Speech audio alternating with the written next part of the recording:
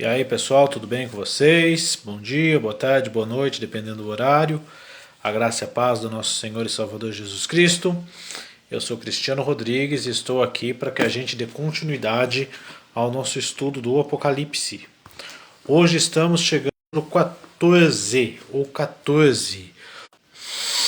os polêmicos 144 mil. Vamos falar sobre eles hoje. Quem são eles? Onde vivem? Existe aqui uma crença entre as testemunhas de Jeová que os 144 mil são apenas 144 mil pessoas que entrarão do céu. Obviamente que da seita, da crença deles, apenas 144 mil estarão no céu, porque interpretam o texto literalmente. Mas se esse texto fosse interpretado literalmente, seriam apenas 144 mil homens solteiros ou virgens, porque aqui está dizendo que eles eram virgens. Então esse texto não pode ser literal, porque até senão muitos dos apóstolos não estariam no céu. Outros já interpretam que esse texto está falando de 144 mil judeus que pregarão o evangelho aqui na terra durante a grande tribulação. Mas o texto não faz nenhuma referência a ninguém pregar o evangelho durante a grande tribulação. Então vamos para o texto e vamos tentar entender. Lembrando que o Apocalipse é um livro simbólico, a Bíblia explica a Bíblia, a chave para interpretar o Apocalipse é o Antigo Testamento, e ele é um livro simbólico. Muitas pessoas acreditam que, na verdade, essa linguagem que usa no Apocalipse é um código para manter a igreja daquela época protegida.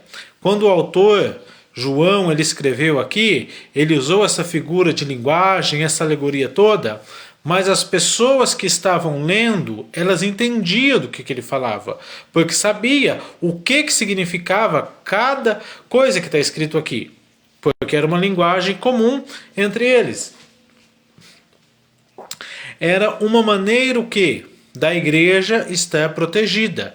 Então, alguns creem, e eu acredito que faz todo sentido isso, que João não está só mostrando aqui as visões deles, né? Embora o livro fale das suas visões, mas ele escreveu de uma maneira que o cristão daquela época que lesse, a gente já viu aqui que ele foi endereçado às 7 igrejas da Ásia Menor, aquelas pessoas entendiam o que significava, os números que ele estava falando, os lugares que ele está citando, enfim, aquele simbolismo todo que ele falava. E uma coisa que é muito importante quando nós lemos a Bíblia é nós sabemos interpretar o texto no seu contexto.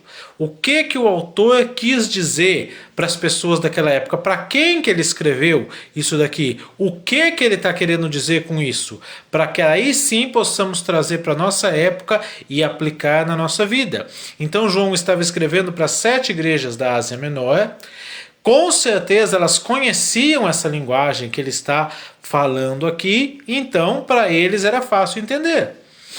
E se fosse pego por alguns inimigos, por romanos, as pessoas não entenderiam porque o livro estava ali em códigos. Muita gente crê nisso e eu acho que faz, e eu creio também que faz muito sentido isso daí. Então não é porque nós queremos interpretar o Apocalipse de uma maneira literal, como os testemunhas de Jeová, até porque fazem com os 144 mil, até porque só interpretam aquilo que convém para eles. 144 mil que entrarão no céu, mas só pega essa parte, não pega a parte que são judeus, que são virgens, que foram comprados dessa terra, não, essa parte esquece. Enfim, nós não podemos fazer a Bíblia falar aquilo que a gente quer, mas a gente tem que trabalhar com o texto bíblico no seu contexto. Então vamos lá, capítulo 14, versículo 1. Então olhei e vi diante de mim o Cordeiro em pé sobre o monte Sião, e junto com ele 144 mil, que ostentavam escrito em suas fontes o nome deles e de seu pai. Então aqui já é maravilhoso essa parte. Ele viu o Cordeiro. Ele viu o Cordeiro. Depois dele ter visto bestas, depois dele ter visto dragões, depois dele ter visto um monte de coisas terríveis, agora ele vê o Cordeiro. Essa visão é consoladora, é maravilhosa. O Cordeiro, ele está no controle, ele é Deus, ele domina e ele tem o controle de nossas vidas e ele tem cuidado de nós. Então João, ele vê o Cordeiro, ele está em pé no Monte Sião. O Monte Sião, aqui, logicamente que faz referência a Jerusalém, mas em toda a Bíblia, em todo o Apocalipse, no livro de Salmos, em muitos lugares, quando fala do Monte Sião, está falando de algo a mais, de algo espiritual. O livro dos Hebreus vai falar a respeito disso. Vários livros falam aqui da Bíblia, fala a respeito do Monte Sião, não apenas como um monte literal ali de Jerusalém, mas como uma representação espiritual da casa de Deus, da morada de Deus, da igreja, do povo de Deus ali em si. E o Cordeiro ali no Monte Sião, existe um contraste entre Sinai e Sião, fala no livro dos Hebreus, porque Sinai representando a lei, representando que quem já chegasse perto do monte seria apedrejado, até mesmo o animal, mas Sião representando a graça, representando Cristo entre nós, que ele nos chama para intimidade, para comunhão com Deus. Então está aqui o Cordeiro. Depois de todas essas coisas, o Cordeiro é visto, porque o Cordeiro é que tem o domínio e ele está no seu santo monte. E junto com eles os 144.000, os seus redimidos. Eles têm um nome. 144.000 nos dá a ideia de um número fechado, de um número pronto. A Bíblia ela vai nos falar a respeito da plenitude dos gentios. A Bíblia vai falar das pessoas que tiveram seus nomes escritos no livro da vida desde antes da fundação do mundo. Então isso aqui nos mostra um número fechado.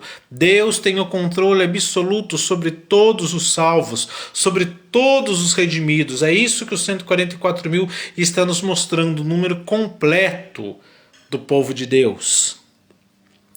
E eles têm o nome deles e o nome do Pai. Lembra que nós vimos na aula passada, na live passada, que as pessoas que tinham o número da besta em sua mão, tinham o número da besta em sua testa, ali tinha um número. Aqui também eles têm um número, eles têm um nome do Pai aqui em suas frontes, mostrando que eles são marcados. Nós já vimos falar dos 144.000 versículos atrás, quando eles foram marcados para que não fossem afetados pelas pragas, pelas tribulações que vinham no planeta. E é disso que está falando o povo de Deus, aqui selado, protegido, um número completo dos salvos e marcados, selados por Deus, como Paulo diz lá em Efésios, que quando crestes foram selados com o Espírito de redenção. Então eles são marcados. Ouviu o som do céu, versículo 2, como um barulho de um temporal e um estrondo de grande trovão. O som que ouvi era como de arpistas que trocavam harpas e entoavam um novo cântico diante do trono, perante os 4 seres viventes e os anciãos, e ninguém podia aprender o cântico a não ser os 144.000 que haviam sido comprados da terra. Então nós já vimos aqui que os 24 anciãos simbolizam a igreja do Antigo e do Novo Testamento, que os seres viventes representam toda a terra, toda a criação adorando ao Senhor. E aqui está falando que eles estavam louvando, eles estavam adorando, cantando um novo hino, porque cada um sabe, cada pessoa especial, ela tem do que ser grato a Deus, porque foi comprada daqui da face da terra. Esses 144.000, eles foram comprados, está escrito aqui. A não ser os 144.000 que haviam sido comprados. A Bíblia diz que nós somos comprados por um alto preço, pelo sangue do Cordeiro, pelo sangue de Cristo, que nós somos comprados. Por isso que quando fala a respeito da prostituição, que Deus abomina, porque é um pecado no corpo. Por quê? Porque o nosso corpo pertence a Deus, porque fomos comprados por Ele. Ele comprou nosso corpo, Ele nos comprou. Nós somos comprados desta terra por um alto preço, pelo valor do sangue de Jesus, do seu sacrifício, da sua morte. Então cada um tem o seu único cântico, cada um tem o seu canto de adoração diante de Deus, porque cada um sabe do que é grato, sabe de onde Deus o tirou, e cada um sabe para onde que estava indo, porque todos estávamos indo para o inferno, mas Ele nos resgatou e Ele nos amou primeiro, e todos nós temos motivos para adorar. Então esses 144 mil, eles estão adorando. Esta igreja completa, ela está adorando ao Senhor, porque ela foi comprada da face da terra. Estes são os que não se macularam com mulheres, porque são virgens. São os que seguem o Cordeiro onde quer que vá. Foram comprados dentre os seres humanos e foram comparados dentre os seres humanos e foram os primeiros a serem oferecidos a Deus e ao Cordeiro. Mentira alguma foi encontrada nos seus lábios, portanto são irrepreensíveis. Aqui cai por terra a tese das testemunhas de Jeová, de que os 144 mil testemunhas de Jeová que vão para o céu apenas. Também cai por terra a tese de que são 144 mil judeus pregando o evangelho aqui nessa terra. Porque não está dizendo que eles estão pregando o evangelho, está dizendo que eles estão adorando.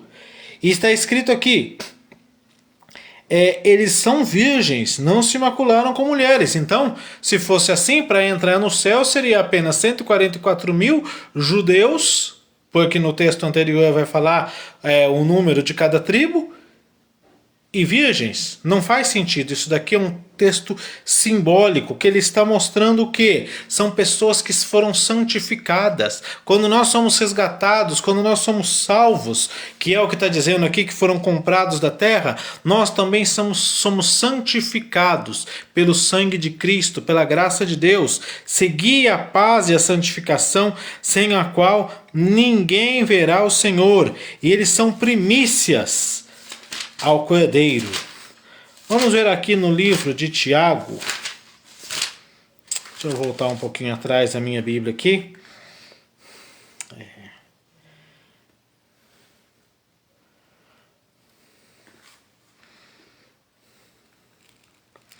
Onde vai falar que nós somos primícias para o Senhor.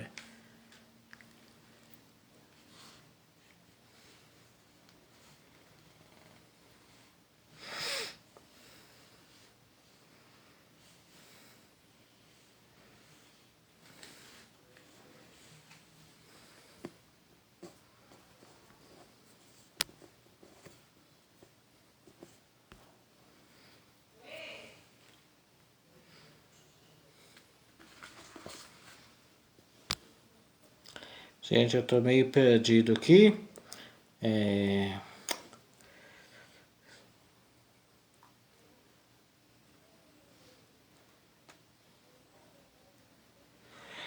Tiago 1,18 vai dizer assim: de acordo com a sua vontade, ele nos gerou pela palavra da verdade, a fim de sermos os primeiros frutos, a fim de sermos as primícias. As primícias, elas sempre pertenceram a Deus.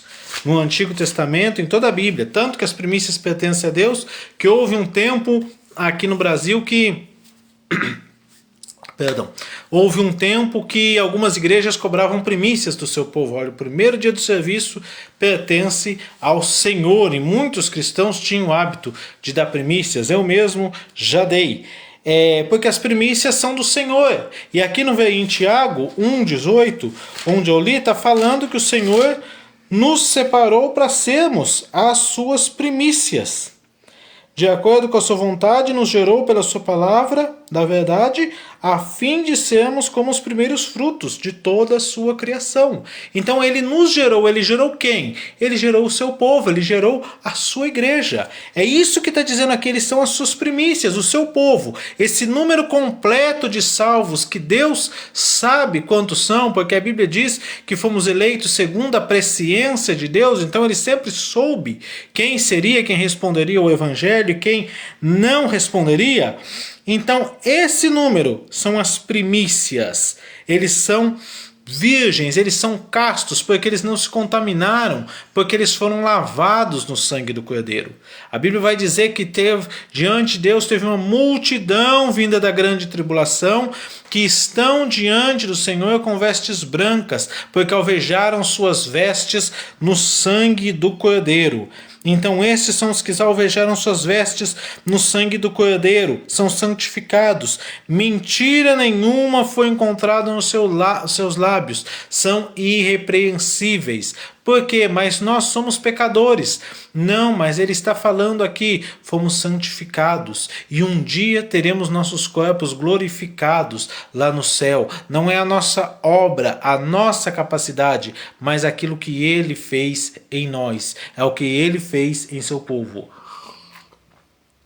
É disso que está falando. Observei outro anjo que voava no meio do céu, versículo 6, portando nas mãos o evangelho eterno para anunciar os que habitam na terra, toda nação, tribo, língua, povo. Então, com voz grave, temei ao Senhor e rendei-lhe glória. Portanto, a hora do juízo chegou. Adorai aquele que fez o céu e a terra, o mar e as fontes de águas. Então, a primeira coisa que João vê, aqui, vamos pegar por partes. João viu o Cordeiro sobre o Monte Sião, não exatamente sobre a Jerusalém física, mas a Jerusalém espiritual. Junto com ele, o seu povo, o número completo de sua igreja, que estava o adorando, junto com toda a criação representada pelos 4 seres viventes, junto à igreja do Antigo e no Novo Testamento, representado pelos 24 anciãos. Esse povo foi comprado da face da terra, eles são redimidos, são santificados, por isso aqui está dizendo que não há nada, nenhum dolo neles, que eles são castos, que eles são virgens. E agora, depois de ver essa glória, João vai ver aqui, olha, é chegado a hora do juízo.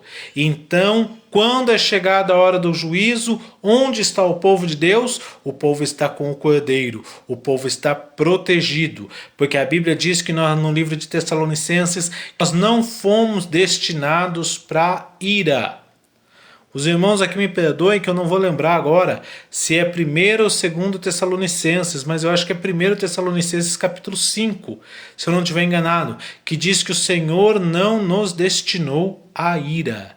Por isso muitas pessoas até não creem que a igreja passará pela grande tribulação por conta desse versículo, que o Senhor não nos destinou à ira. Mas na verdade o Senhor não destinou o seu povo à ira, ao juízo eterno. Este juízo eterno é para os ímpios, porque a igreja foi lavada e remida no sangue de Jesus. Todo pecado tem uma punição. E no final aqui do texto vai falar sobre isso. Ou foi punido em Cristo lá na cruz, ou será punido na própria pessoa eternamente. Segundo, versículo 8, o segundo anjo seguiu exclamando, caiu. Versículo 8, o segundo anjo seguiu exclamando, caiu a grande Babilônia, que deu a beber a todas as nações do vinho da sua prostituição. Caiu todo esse sistema mundano, todo esse sistema corrupto, todo esse imperialismo, toda a religiosidade humana, o sistema religioso, o sistema político, o sistema econômico, e mais para frente vai falar de Babilônia com bastante detalhes.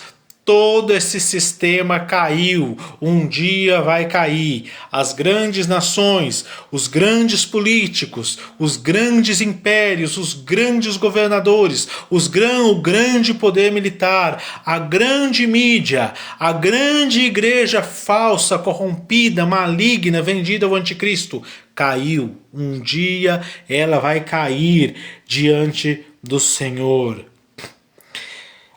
Seguiu ainda o terceiro anjo, alertando a todos em alta voz: se alguém adorar a besta e a sua imagem, e receber a sua marca na mão ou na testa, da mesma maneira beberá o vinho da justiça severa de Deus, que foi derramado sem mistura no cálice da sua ira, e será atormentado com enxofre incandescente diante dos santos e do Cordeiro, e a fumaça da sua aflição será exalada por todos sempre, para todos aqueles que adoram a besta e a sua imagem. E para aquele que recebem a marca do seu nome, não haverá repouso nem de dia e nem de noite. Então aqui, aqueles que recebem a marca da besta, eles vão beber do cálice da ira de Deus. Eu já falei isso várias vezes. Sempre falo nas minhas pregações. Jesus no Getsêmani, ele diz: Pai, passa de mim esse cálice. Contudo, não se faça a minha vontade, mas a sua. Então, o que Jesus tinha no cálice que Jesus temia? Jesus não temia a cruz dos romanos, Jesus não temia os chicotes dos judeus, ele é Deus. Ele não temia nada disso. Muito menos o diabo, santo Deus. Tem pessoas que falam: olha, Jesus foi atormentado pelo diabo no inferno. O diabo não atormenta ninguém no inferno. Quem exerce juízo e justiça no inferno é Deus, não é o diabo. O diabo foi vencido por Jesus lá na cruz e esmagado. O seu problema é um problema da tua natureza pecaminosa. O diabo só trabalha com o poder que você dá a ele através de sua natureza pecaminosa. Aqui o cálice continha a ira de Deus, por isso Jesus temia. Mas Jesus bebeu o cálice da ira de Deus na cruz do Calvário. E todos aqueles que respondem o seu sacrifício, eles estão aqui, nesse primeiro número de gente que eu li aqui, que eles não foram destinados para a ira. Mas aqueles que resistiram ao seu sacrifício, antes aceitaram a marca da besta, que eu já li aqui a semana passada, que é uma marca ideológica, que é a sua mente pensar de acordo com o príncipe deste mundo, nas mãos a sua ação ser uma ação segundo a vontade do diabo, segundo a cultura maligna, mundana, diabólica. Este beberá o cálice da ira de Deus, sem mistura. Jesus tomou o cálice da ira, então é mais fácil a gente se render a Cristo hoje e receber o sacrifício que ele fez do que beber o cálice da ira futuramente. Então, se alguém adorar a besta e a sua imagem, ele vai receber da ira de Deus, do cálice da ira de Deus. Aqui eu vou abrir um parênteses para você, meu irmão, que crê no arrebatamento secreto. Para você que crê que Jesus virá sem que ninguém venha e que depois teremos 7 anos de grande tribulação e uma marca física nas mãos, eu não creio nisso, eu já falei várias vezes. Eu creio sim que isso daqui é simbólico e que a marca é ideológica. Mas veja bem, aquele que aceitar a marca da besta vai beber do cálice da ira de Deus. Então, se por um acaso você crê na grande tribulação, você ficar, realmente houver um arrebatamento secreto, quem ficar para a grande tribulação, não aceite a marca da besta. Não aceite, porque aquele que aceitar beberá o cálice da ira de Deus. Então, aquele que aceitar a ideologia da besta vai beber do cálice da ira de Deus, que foi preparado sem mistura, e o seu tormento vai ser eterno. Também não é igual as pessoas falam: não, o inferno não existe. Não, quem morre acaba. Aqui está dizendo sobre uma eternidade. E a igreja precisa falar sobre a eternidade. Porque quando não pregamos sobre a eternidade, as pessoas que vêm do mundo não se convertem. Porque se a nossa esperança em Cristo é apenas nesta vida, somos as mais infelizes das criaturas, dizia o apóstolo Paulo. Aqueles que estão mais ou menos na fé não mudam, porque se espera em Cristo nessa vida, para que vai mudar? E aqueles que estão firmes não evangelizam. Porque por que eu vou evangelizar? Por que eu vou sair de casa em casa, ouvir muitas vezes desaforo e xingamento, se não tem eternidade? Mas não, existe uma eternidade, está falando aqui. Versículo 12, aqui está a perseverança dos santos, daquele que obedecem os mandamentos de Deus e que permanecem fiéis a Jesus. Então ouvi uma voz grave do céu que ordenava: escreve, bem-aventurados os mortos desde agora que morrem no Senhor. Sim, diz o Espírito, aqueles que descansam das suas lutas e dos seus trabalhos, porque as suas obras os acompanham. Oh, coisa maravilhosa! Depois de você ouvir falar do cálice da ira de Deus, preparado para os ímpios, você ouvir dizer: olha, aqui está a perseverança. Aqui está a perseverança dos santos. A Bíblia diz: aquele que perseverar até o fim será salvo. O próprio Jesus disse, aqui está dizendo: aqui está a perseverança daqueles que obedecem os mandamentos de Deus. Bem-aventurados que morrem no Senhor, porque eles herdarão a vida eterna. Sim, os que eles descansam de suas lutas, de seus trabalhos, da tribulação deste mundo, estarão com o Senhor. Felizes aqueles que morrem no Senhor. Glória a Deus por isso, porque Deus tem um ótimo lugar no céu e na eternidade para os seus filhos. Se por um lado os ímpios, os que têm a marca da besta, serão atormentados, aqueles que morrem no Senhor serão recompensados eternamente. Olhei, versículo 14, e eis diante de mim estava uma nuvem branca, assentado sobre a nuvem alguém semelhante ao Filho do Homem, que estava com uma coroa de ouro na cabeça e uma foice na mão.